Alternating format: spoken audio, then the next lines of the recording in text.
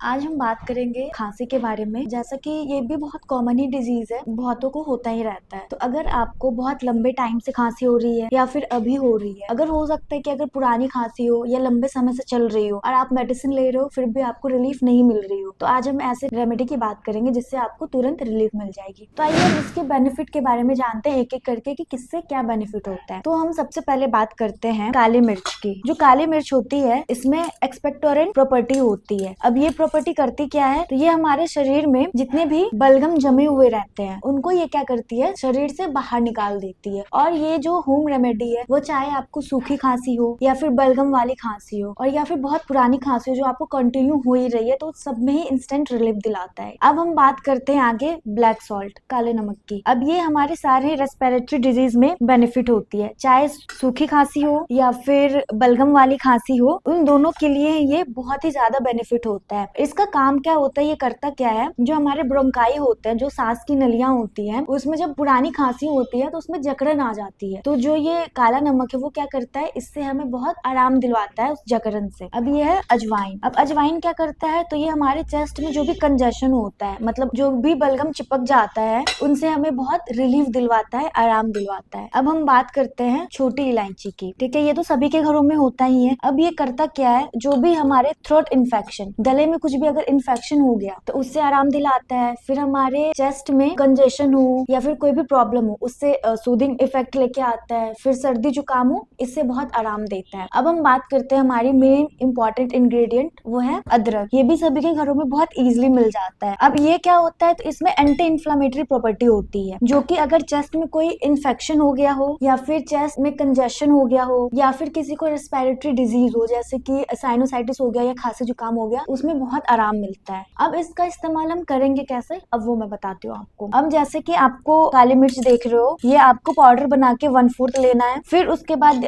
काला नमक है, इसे भी आपको 1/4 स्पून लेना है। फिर उसके बाद ये अदरक है, तो इसे हम कसा हुआ लेंगे, मतलब आप इसको कद्दूकस करके 4 टेबल स्पून लोगे। फिर उसके बाद अजवाइन है, तो ये आपको 1 चम्मच लेना है। ठीक है, फिर उसके बाद है ये छोटी इलायची, तो ये आपको 4 से 5 दाने लेने हैं, और वो भी इसे छिलके के साथ नहीं, बस इसके दाने लेने हैं आपको। ठीक है, 4 से 5। और उसके बाद मेन इंपॉर्टेंट आपको गुड़ लेना है, 4 से 5 चम्मच। अब सबसे पहले अब इसे हम बनाएंगे कैसे, तो वो हम देखते हैं। तो हम पहले एक नॉन स्टिकी पैन लेंगे, कढ़ाई लेंगे, उस पे हमें गुड़ डालना है 5 बड़े चम्मच, और फिर उसमें थोड़ा पानी डाल देना है ताकि वो अच्छे से मेल्ट हो जाए और जले नहीं। और जैसे ही गुड़ पिघल जाएगा, उसके बाद जितनी भी इंग्रेडिएंट हमने यहाँ ली थी उन सबको उस गुड़ में डालकर फिर हमें 1 से 2 मिनट तक पकाएंगे। और इस बात का हम ध्यान रखेंगे कि गुड़ ज्यादा जले नहीं, जैसे वो पिघल जाए वैसे ही इन सारी सामग्री को मिलाकर हमें 1 से 2 मिनट तक उसे उबालना है। फिर उसे एक कांच के जार में बंद कर देंगे। अब इसका इस्तेमाल कैसे करना है, अगर आपको खांसी है या बहुत पुरानी खांसी है तो आपको ये लेना है, आधा चम्मच लेना है गर्म पानी के साथ, और ये आपको सुबह और शाम लेनी है। सुबह आप कभी भी ले सकते हो